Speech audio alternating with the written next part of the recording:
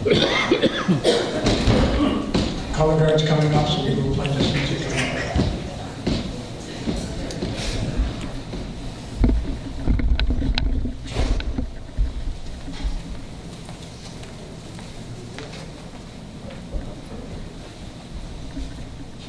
Color guard. Color guard attention. Color guard advance.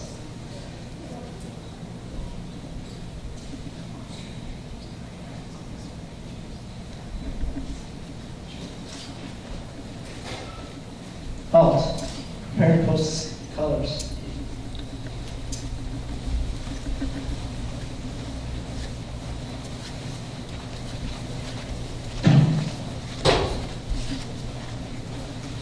Scout salute. Post colors. Please join me in the Pledge of Allegiance. I pledge allegiance to the flag of the United States of America and to the republic for which it stands, one nation, under God, indivisible, with liberty and justice for all. To color guard, bow face. Color guard, turn to red.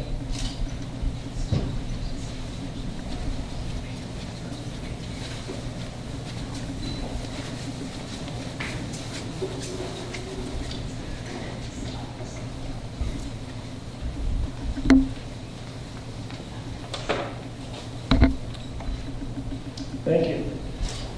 Thank you, boys.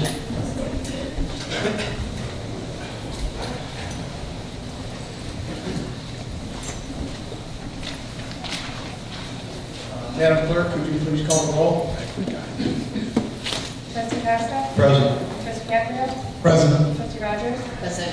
Trustee Sweet? Present. Trustee Maxey-Markey? Present. Trustee Variance? Present. Mayor Buchanan? Present.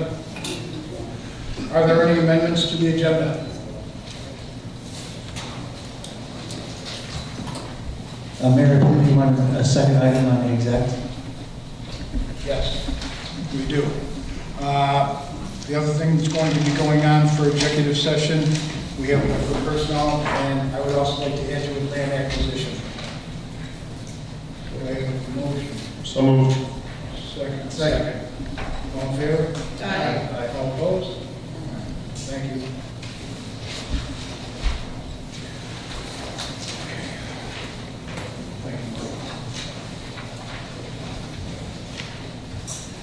Is there a motion to approve the minutes of October 12th, 2016 Village Board meeting? So moved. Is there a second? I'll second. Discussion?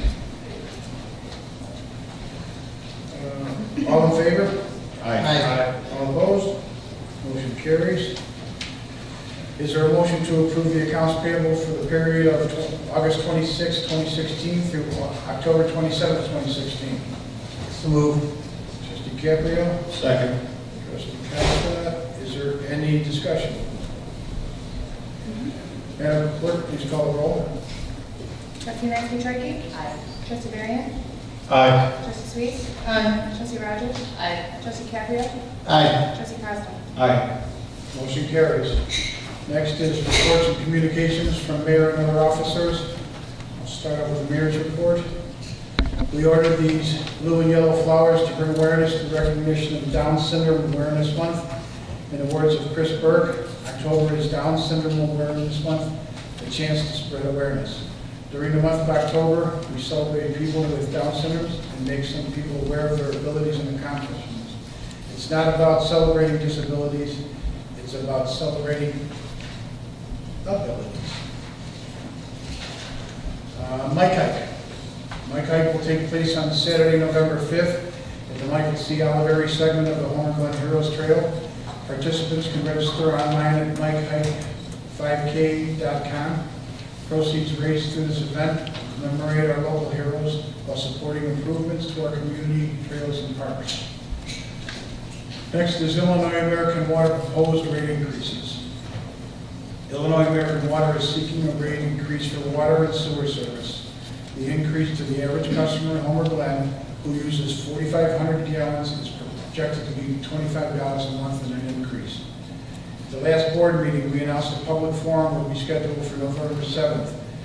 Instead of holding a meeting, we are encouraging residents to submit a public comment on the Illinois Commerce Commission ICC website.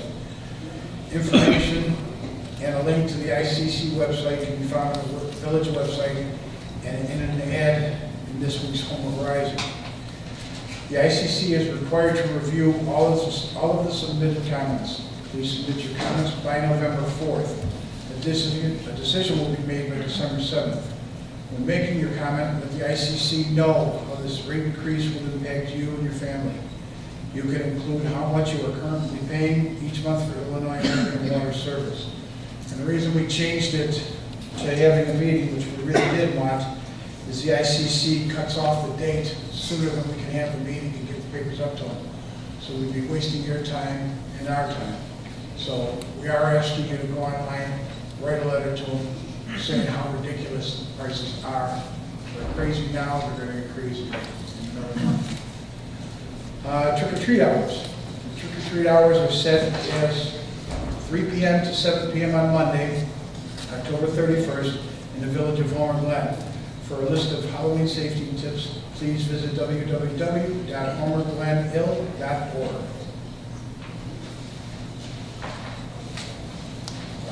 One more thing that I'd like to, this just for me, this will be the last meeting before the election is coming up. This is probably going to be the largest, biggest election that I think anyone's ever seen. This is going to be very important what happens. So please pay attention to who's been in office, who's done anything. If they haven't done anything, don't vote for them. Put new blood in there. We have to do something. Our state's in trouble and the school government's in trouble. We don't need career politicians running us. We need fresh blood. So please go out and vote, because it's not about us anymore. Now it's about all these kids in the back, your kids, your grandkids, and all the kids that are going to follow. We don't do something pretty soon, we're in a lot of trouble.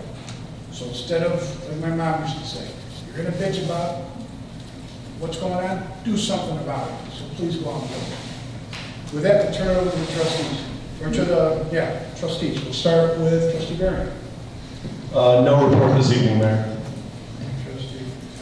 Trustee Mansky. Thank you, Mayor. Just a quick reminder that the second public open house is November 12th from 10 a.m. to noon here in the village boardroom.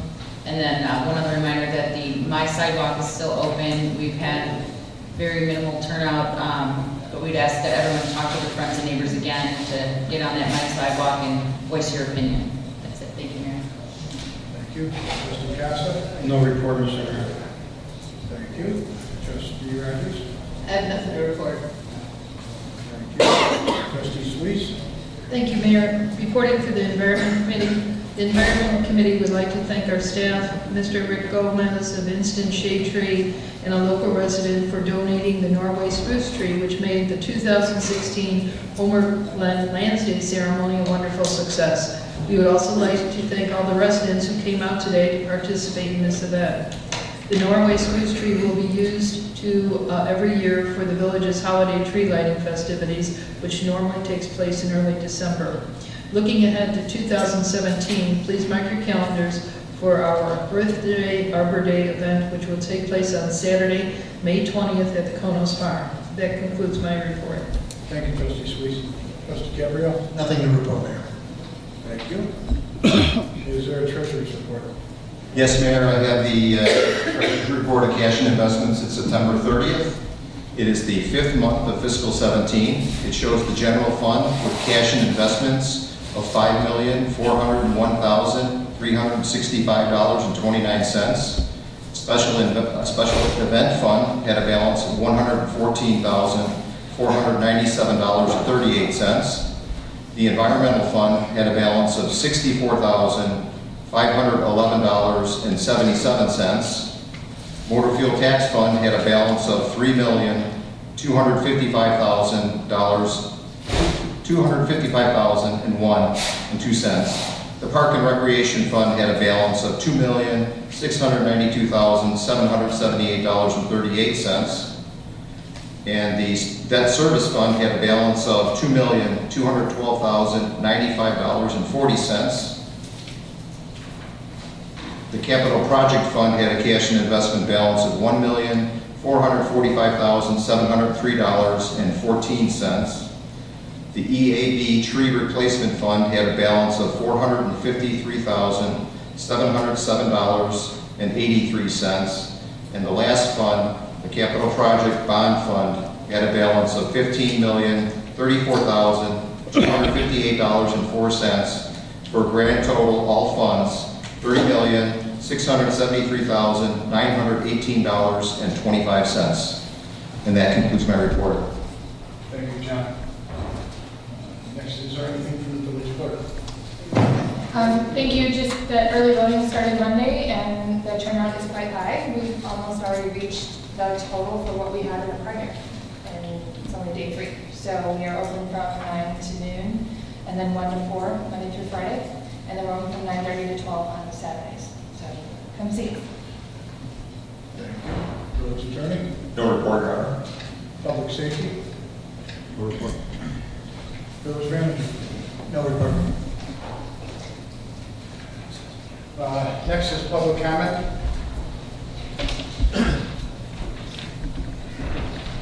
Give me 1 second.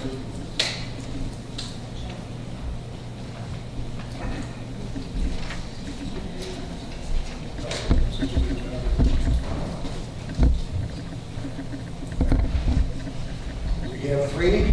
Glen first.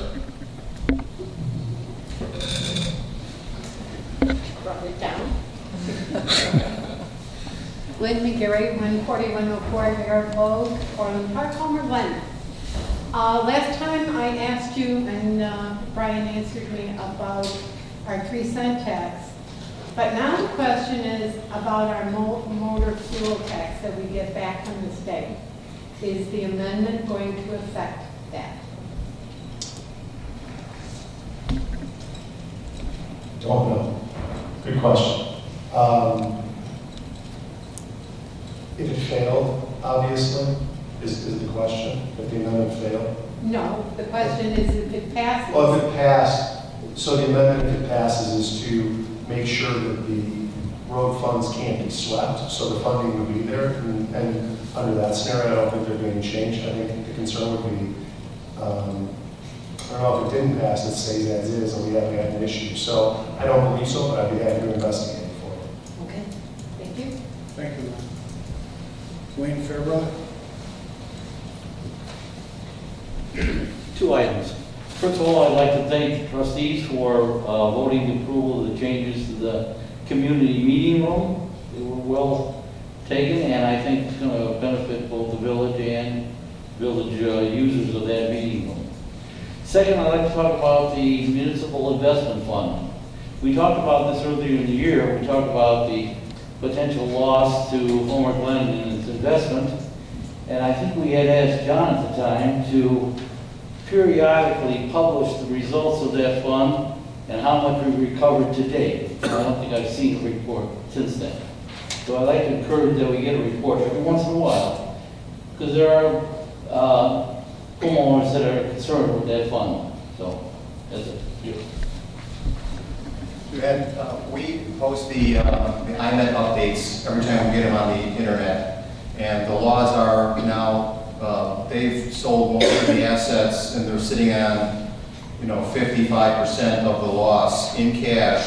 But there's some claims against with the government where there's a priority position, and the receiver for IMET can't release the funds until there's a resolution there. So they're working on it, and I can give you an update. But there's a lot of literature on our website, and it changes often, as there's many different lawsuits going on.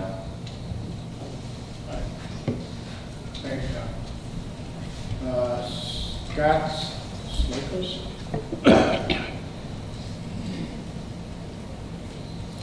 Yes, I'm here simply to answer any questions on agenda item number 3. Sure. Thanks, Scott. We'll call you up if we need something. Thank you. Okay. That's it for the public comment. Did you want to talk, John? Yes, I didn't sign it. That's okay. You got to give a little double, because all I see is work back there. Sorry about that. when you were speaking earlier about, get out there and vote, I do a little bit of politicking around my own neighborhood, only 50-some homes, but it's, I try to tell them what they need to be told, or try to answer some of their questions. Now, I received my sample ballot, and in the sample ballot, it's fine. The only problem is, like, they say, well, who's the incumbent? Well, luckily, I knew most of the people, so with that, then I did, and then I had to go to an out-of area. I went to 3 different newspapers, and the third one finally gave me who's the incumbent in these races. Maybe when you put a notation with the Horizon, maybe we can put in there, well, this one, if you're voting, these are the incumbents, and put their names in. Because a lot of people, and myself, there was a few, I don't know. And then with judges, you want them or don't you want them? I don't do what you want. I said, I only know one that I would not ever, my godson is a parole officer in Joliet. So he gave me 2 names. We do not want them in the judge position in Will County. So, like I say, try and put something there, give people an idea of the incumbents and who's running against them. Well, the newspapers are here. Could you do that for us? I can ask about it and see if it's possible. Appreciate it. Thank you. It's a good idea. Legislation action items. Consider for approval a motion to accept and receive the fiscal year ending April 30th, 2016 village audit. I so move. Second? A second. Discussion? Or you want to re-steer it? Okay.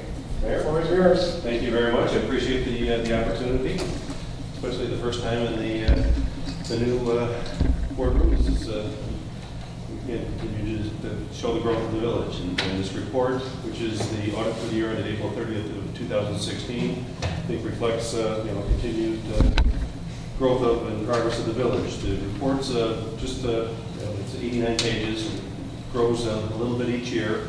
And one of the things, and I'll point out when we get to it, there was a change this year in the new accounting standard that required an addition of the pension liabilities. It's the first time that's included in there. But the report is a comprehensive annual financial report, as has been done in the past, and starts off with a letter of transmittal, which is more of a overview of the economic conditions that the village faces, kind of, what's the environment that you're operating in. Also gets into some of the major initiatives that were undertaken in the past, and then also talks a little bit about your financial controls, but it's more of a general overview of things.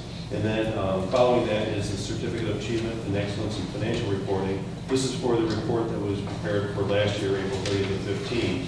The report this year is also going to be submitted, and it would be our expectation that it does meet the standards for the excellence in financial reporting. There were a few minor comments on the last report; those were addressed, so I don't see any reason why it shouldn't continue to receive that award. Following that is a list of the principal officials, the board, and officers as of the end of the year, an organization chart, and then we get into the next section, which is the financial section, and this is our contribution to the cause. If you read the independent auditor's report, basically what we're explaining to the readers is that these are your financial statements. You as the board are the highest level of management, and it's your responsibility for the preparation and what's included in the report. And as auditors, it's our responsibility to come in and perform the audit procedures that are generally accepted in the United States of America, that we basically look at documents, test transactions, make sure that the balances are appropriate, and gather enough evidence to form an opinion. And I'm pleased to say that last line on page Roman numeral 10 is that we believe the audit evidence is sufficient to provide a basis for our opinion. And that opinion is on the following page. Is that we feel that these statements do refer to present in all material respects the financial position and result of operations for the village as of for the year ended April 30th of 16. Basically, what's referred to as an unmodified opinion. So we feel that the numbers presented in here do reflect what has transpired. As I mentioned, there was a change of accounting principle. There was a government accounting standards statement number 68, which relates to now that the future pension liability is determined by the actuaries, is now recorded in the statements as a liability, which has not been in the past. And I'll point that out when we get to the statements. There's some other required information, again, relates to the, primarily to the pension information, other information, and then some comparative information that's condensed from the prior years to make the statement a little bit more user-friendly, so you can compare this year to last year, was an increase or decrease, and then explain why. But we've audited everything that we can. There's some things that we're not able to provide an opinion on. The next thing would be one of the management discussion analysis letter, because that's something talking about what's going on in the current year. But we feel that even those items are consistent and appropriate with what's presented for the financial statement. So all in all, I think, again, a real strong report, and you as a board should be pleased to hear that. Moving on to that management discussion and analysis letter, this is, I think I may have said this in the past, it's kind of the story behind the numbers. It explains, some of the financial highlights. One of the, starting off with the fact that your assets and deferred outflows, which relates to that new pension standard, exceeded your liabilities by almost $52 million. Now that does include the infrastructure, the buildings, but as well as the debt that's outstanding. Of this, some of that was restricted, but the vast majority of that was available. Looking at it from a fund financial statement perspective, they actually had an ending total governmental fund balances of a little more than $30,200,000. And that's an increase of about $133,000 this year. Now that's revenues in and expenditures, which includes capital outlay and debt service payments. So you ended up having an increase in your fund balances. Then it talks about your change in net position, which is the SPY, where again the capital assets and the debt are included, actually increased by more than $7.1 million. A good chunk of that increase is the contributions toward the infrastructure improvements that were paid for by the state and other agencies, but it becomes your asset. So it's not that cash went up that much, but the value of the assets increased. It gets into a little discussion regarding the various financials that are included in the government-wide statements as well as the fund statements. Talks about the comparison on page Roman numeral 15 between this year and last year, showing that your total assets increased from 59.8, almost 59.9 to the 65.4 million, and the liabilities actually decreased from 15.5 to the 13.8 this year, mainly with a reduction in the debt, which the normal debt service payments. On the following page is comparison of the revenues and the expenses, and this does include depreciation, but does not include absolutely the capital expenditures and the principal on the debt. But the big reason for the increase in the revenues is that contribution at $4.2 million is the contribution related to those infrastructure assets, but also the investment income ended up being a positive number, and kind of in line with that one question from the public. The investments related to any potential losses have been reflected in these numbers. So if they're, once the dollars aren't realized, we shouldn't see an impact on the statements for any future write-downs, because we've been taking those as we go along. So, the impact of the IMET investments has been reflected in here. There's additional, this is real good information, where the dollars are coming from on page Roman 17 and where the dollars are going, and it's very consistent with in the past. Primarily the largest share of the dollars are spent on public safety, and then highway and streets are the next biggest area. From a budgetary standpoint, this is on page Roman 19, talking about the general fund budget. Comparing actual expenditures on a budgetary basis, you were actually almost $227,000 below budget from what you had set out. So I think that's an important number to point out, that you set out a budget, you set a plan, management followed the plan, and you were able to bring everything home under budget. A little discussion regarding the capital assets and the debt. As I said, basically there's no increase in the debt this year. The bonds were paid as as planned. And then finally, just a little bit talking about what the village faces in the coming year, and if any additional information is required, we're ready to contact. So I think if the readers out there, they have a pretty good flavor of what happened in the village this past year and kind of where you stand. The actual financial statements follow on the numbered pages. There's that statement of net position, which is that combined entity statement. There's a little more detail than what was in the management discussion analysis. And then on the following page, on page 2, is a summary of the expenses by function and a breakdown of what offsetting direct revenues, general revenues, which are primarily the sales taxes and the other intergovernmental taxes, to bring that increase. And again, even without that that contribution related to the infrastructure, you still had a positive increase during this year.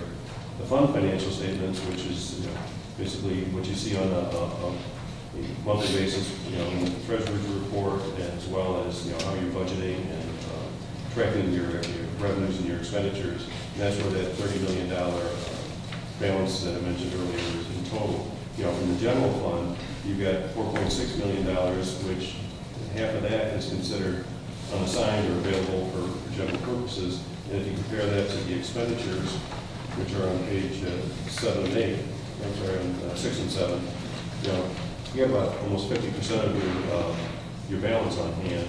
So you're, relative to similar villages, you're in real strong shape, from that standpoint. And the fact that all the fund balances across the board are all positive. The capital project fund, did have a deficit for the year, but that's typical. That's the design of the fund. You accumulate dollars, and then when you spend it, you end up with a reduction for the year, but you still have over $18 million in the fund balance in the capital project fund. So I think, looking at the funds, they're all in good shape. Page 9 and 10, there's a comparison with the budget, and that's, it shows where that $226,000 positive variance for the expenditures. Then we get into a little bit of details regarding some more budget comparisons for the major funds. Again, nothing really out of line with any of those, so I'll go through that. And then the next area I'd just like to touch on briefly are the notes of the financial statement. Those begin on page 17. There's just a couple of notes that I'd like to point out as you're reading the report. Page 24 shows your cash and investments, and basically all the investments that were rated were all AAA rated. They're all fairly short maturities. As far as the investments with IMET, right now there's $108,000 is what the realizable value that we're carrying on the book. So it's not a huge part of the dollars. That's in the 1 to 3 year fund. You got some of the convenience fund, and the liquidating trust is the area that's got the reserve or that's been written down. So again, not a huge part of your portfolio is really involved in that. Capital assets on the facing page shows what was added, and then this past year where the depreciation was reflected. This year depreciation was almost $3.3 million. That's included on those entity-wide statements. The long-term liabilities, the bonds, shows what the maturities is on page 26, and through 2023 what the principal and interest payments are. And the good news here is there's not a big balloon payment coming up, so it's not going to have a major effect on the resources in the village, because sometimes you get some of these debts so structured where you push everything off to the end, and then you got a big issue. You're in good shape there. The note that begins on page 28 talks about the pension fund, which is the IMRF for the employees. And basically, what's now reflected is that you have a liability at the end of the year. It was $490,536 is what's reflected now on the books that had never been there in the past. And of all the pension funds in the state, IMRF is probably in the best shape of all of them. So the good news is that your liability relative to the assets available is fairly small. That most of the funding has been in place. You've made all the contributions that you're required, so there's no issue regarding that it's why there's an unfunding. It's just what the actuaries have determined to be future payouts for all current and former employees that are the responsibility of the village, and versus what has been paid in. So I don't see a big increase in the future. related to the funding, because as I said, everything's been going forward. On page 34, just if you were to compare this year to last year, there was a restatement of the prior year balances because of the statement. So the prior year balance was actually decreased by $222,000. But the good news is that your net position is still positive. We've got a number of governmental entities, because of this pension statement, that their net assets actually went negative. And that's a serious problem, because it just shows that because of that pension liability, effectively, you could argue that they're if not on the verge of having some serious financial difficulties, depending upon how you're going to fund that. As I said, the good news here, you took that liability addition, and it really didn't have a major impact on your net position. There's some additional required information regarding the retirement funding. It's kind of got carried away. Accountants can't stop and put anything in without too much hoopla. So there's again, you're doing everything you're supposed to do, and you're fine. There's additional fund information. I'm not going to quote through any of those unless there's a question on a specific fund. And then the final section, which I think is also very interesting, and it's one of the things that makes this a comprehensive annual financial report, is the statistical section. And there's 5 different categories: financial trends, revenue capacity, debt, demographics, and other information. It gives 10-year trend information, and I think is really kind of helps tell the story of the village, and how it's grown over the last 10 years. But just kind of where things are headed, and obviously there's no guarantee with everything that's going on in the world that will continue. But I think the thing is that it shows that the village has positioned itself very well to face whatever challenges do arise. That hopefully quickly enough is a summary of the audit report. I'll stop there before we go into the last letter that was addressed before. Are there any questions on the audit that I can answer? I have one question on the operating leases. It says for 2017, it would be $251,352, and for 2018, $154,778. Is that for lease the property that we were? It's a combination of all your leases, but yeah, it's whatever you're still obligated to pay. And so yeah, that I believe that was the EMA garage and some of the copiers, and also this office. I'm sorry, the former office. Right. We're done paying. Yes. Yeah, so this is all leases that so it's primarily the only thing that threw me is it's done for 2017 and 2018, coming up with $406,130. I know we still have the EMA buildings that we have at least this year, but it was a snapshot of April 30 also, and that was a perspective presentation. So next year it'll be more reflective of the new space here and down considerably. Yeah, because we have all these leases that were in effect as of April 30th of 16. We pay them this year. Next year you'll pay the balance. but it's 2016 right now. That lease hadn't terminated yet, so they were forecasting it would continue. Okay. Then EMA, that one expires in, when does it expire? I can get you some data on that, but I'm not quite sure. I think John's not here. John would know. I'm not sure. I'd be guessing if I told you. There's not a long. It's not long term. Right. And we don't want you to guess. We are building up the numbers of this week. We are debt free from any rent. I would like. Oops. Thank you. I'd like to mention that this report will be on the village website on Friday, under the comprehensive annual financial report. I just saw that. I just want to make sure that everything's good. So I'm sorry. Oh, no problem. Any other? Okay. Well, part of this audit, we are now required to, but in the past we would give a what we refer to as a governance letter. This is a letter, the financial statements give the number story. This is kind of more of a how did the audit process go, and with me tonight is Kevin Bissell, one of our senior managers that ran the audit and worked with John in preparing this. And I'm pleased to say that during the process of the audit that everything went very well. We didn't have any issues, didn't have any items that we felt were, any findings, weaknesses that needed to be reported. That really, once again, I think you've got a good, strong system of controls in place, and you are sticking to them.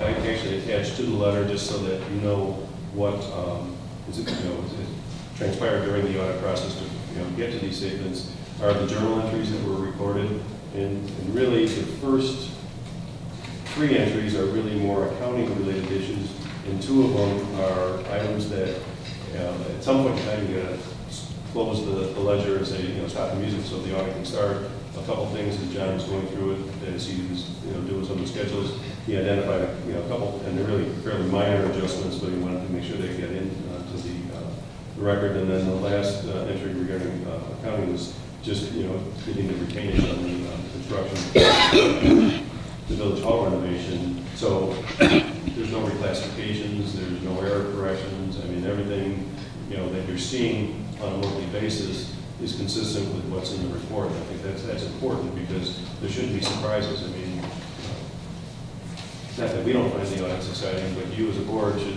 hopefully it should be relatively, mundane, because if there's problems, that's when, things aren't going well. So I'm very pleased that we can give the governance letter the same level of activity and quality that the past and the results of the audit. And like I said, John and his staff do a very nice job of getting everything ready. The audit process goes very smoothly, so I'm pleased to be able to give that report. Any other questions? John, thanks for every year.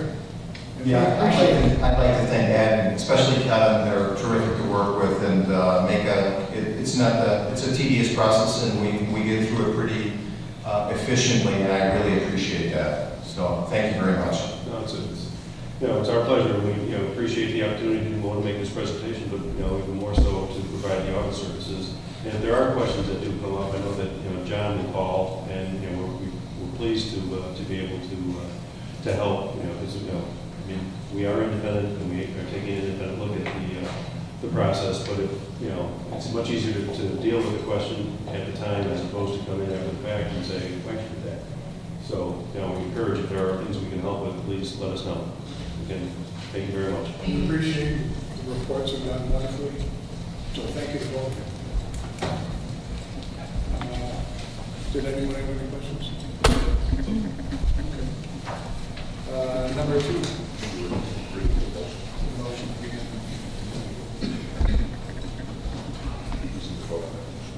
We have a motion by Sharon, second by Carla. That's right. So now we need a roll call. Trustee Costa? Aye. Trustee Caprio? Aye. Trustee Rogers? Aye. Trustee Sweet? Aye. Trustee Barry? Aye. Trustee Maxey-Jordan? Aye. Motion carries. Okay.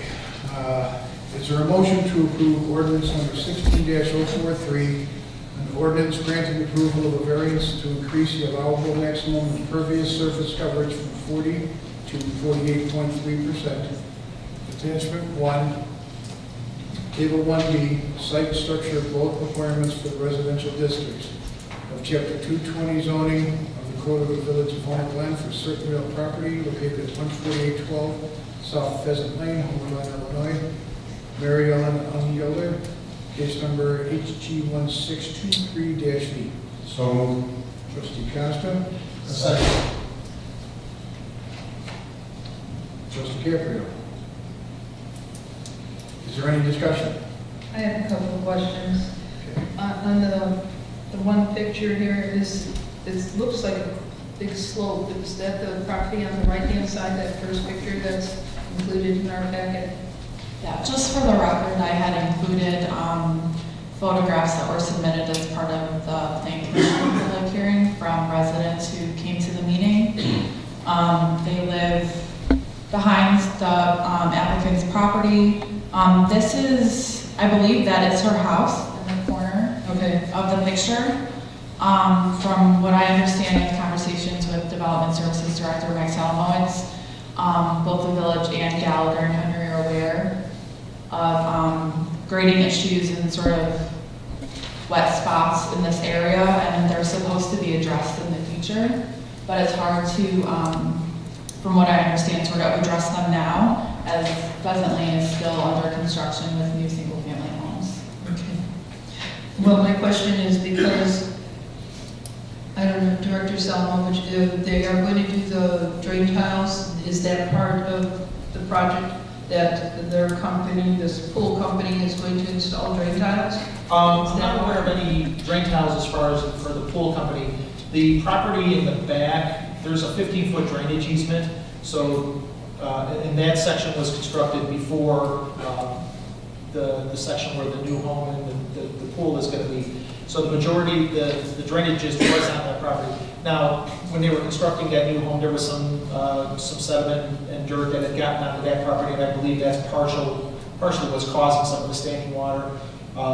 We have had conversations with Gallagher and Henry, and they will have their landscaper will ultimately be kind of cleaning that up and making sure that the property behind is corrected so that there's no issues. But that is always where the drainage easement was, and that's always where the water was going. So. Because, putting in the pool, it should absorb water as it rains because it's a pool, of course. I just didn't want this issue to become, more drastic, because I don't think this is not a village issue, right? No, and that was, like I said, there's a 15-foot drainage easement there. Okay. So when they built the new house, they did match the grading plan, the proposed grading plans for the subdivision for the Kingston Hills Unit 6 subdivision. So they were in compliance with that. There's, like I said, I believe it's just because they had some issues with their erosion control that failed in that area, that they need to do some cleanup. And that's, again, we've had conversations with Gallagher and Henry, and they agreed to do that work. Did they give you a time frame next spring, or? I no specific time frame. As part of the condition for the approval of that property, they're still under a TCO as far as an occupancy permit. And the condition for that was Gallagher and Henry needs to address that before they get their final occupancy. Okay, good. Thank you. Yeah, real quick, Mayor. So, in reading the minutes from Plan Commission, I believe it was approved with condition or conditionally for the drainage tiles. Is that? Yeah. So the plan commissioners heard none of the neighbors had a problem specifically with the pool. They just wanted to use the public hearing as an opportunity to have a conversation with the village regarding water issues.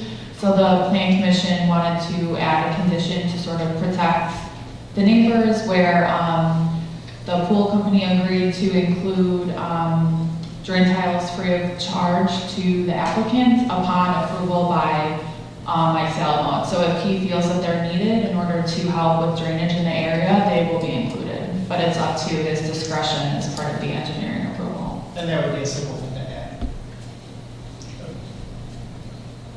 Any other questions? Madam Clerk, please call the roll. Trustee Knight-Swiderski? Aye. Trustee Barron? Aye. Trustee Sweet? Aye. Trustee Rogers? Aye. Trustee Caprio? Aye. Trustee Costa? Aye. Motion carries.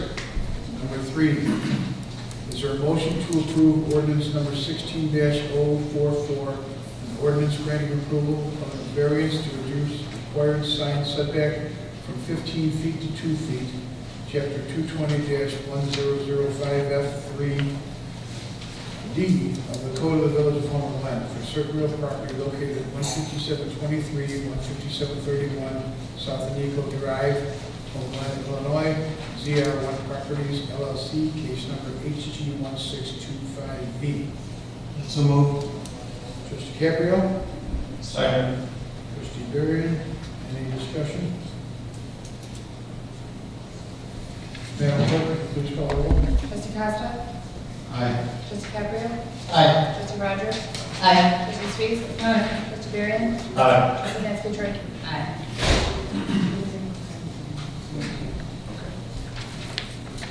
Okay.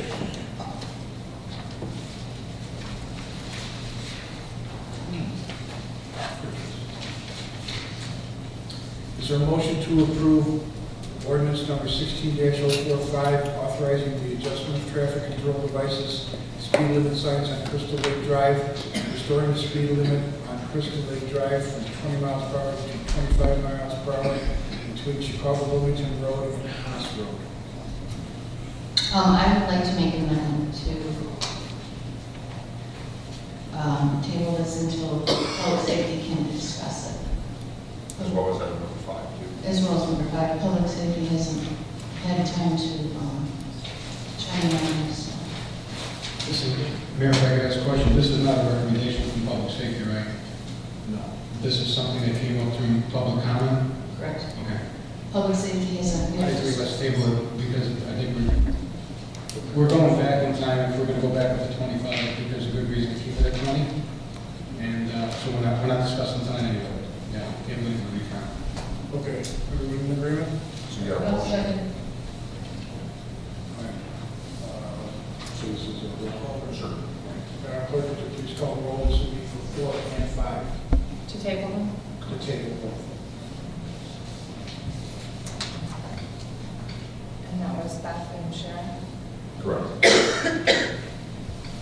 Trustee Costa? Aye. Trustee Caprio? Aye. Trustee Rogers? Aye. Trustee Sweet? Trustee Varian? Aye. Trustee Nasby? Aye. Motion carries. Number 6, is there a motion to approve the attached proclamation designating October as Down Syndrome Awareness Month in the Village of Homer Glen? So moved. Councilman Costa and Trustee Nasby. Is there discussion?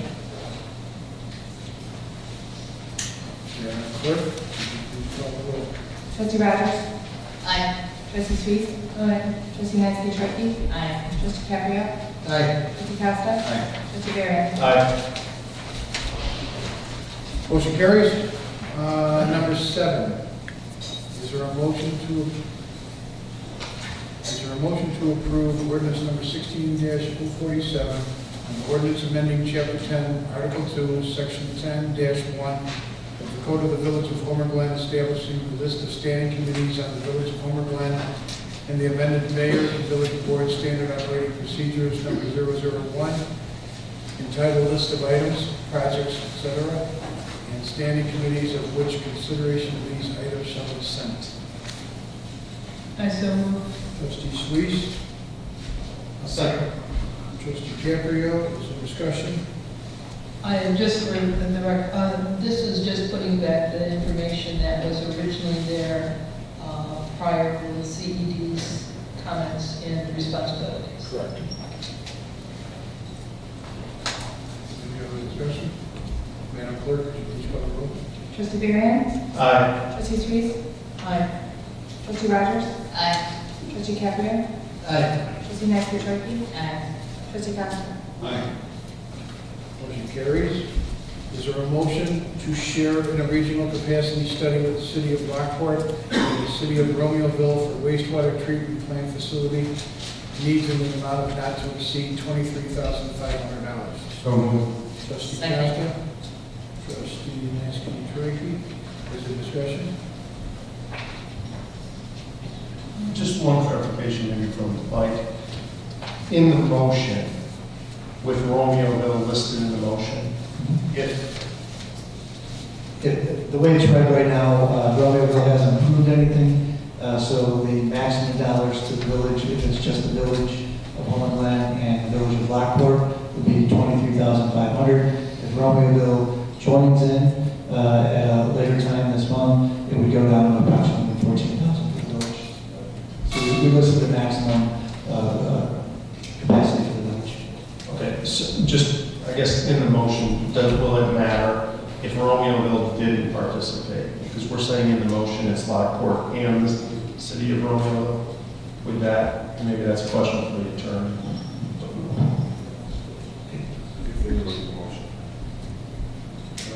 Trustee Costa, make a motion. Because in the packet, it did say that each Homer Glen and Romeoville would be responsible for $23,500 each. There was 2 separate areas that Lockport was looking at. Currently, they're only looking at 1. So with that, there was a second possibility of decommissioning a facility and a capacity study on that. This one does not take into consideration currently. So since Romeoville hasn't approved anything as of yet, I listed the full dollar amount with the thought process that if they join in our commitment, which is to be lower, but you've already given the approval for the maximum dollar amount. But the maximum, regardless if there's one study or two, it's going to be 23.5, correct? There's only one study currently in consideration, that's 23.5. Maximum for the village. Yeah, the not to exceed. Okay. I guess my question is regarding the motion. The language. Yeah, the language. I just want to make sure we're clear on that, that in the event that Romeoville doesn't participate, we're in the motion, it's saying City of Lockport and the City of Romeoville? That's We're okay. Okay, great. Any other discussion? Madam Clerk, please call the roll. Trustee Costa? Aye. Trustee Caprio? Trustee Rogers? Trustee Sweez? Trustee Barry? Aye. Trustee McFetrich? Aye. Motion carries. Is there any old business? Is there any new business? All right, the next item is executive session. Is there a motion to go into executive session for the purposes of discussing personnel and land acquisition? So moved. Trustee Caprio? Second. Trustee Costa? Any discussion? Motion carries. We will do roll call. Trustee Costa? Aye. Trustee Caprio? Aye. Trustee Rogers? Aye. Trustee Sweez? Trustee Barry? Aye. Trustee McFetrich? Aye. Now motion carries. We are going in for discussion.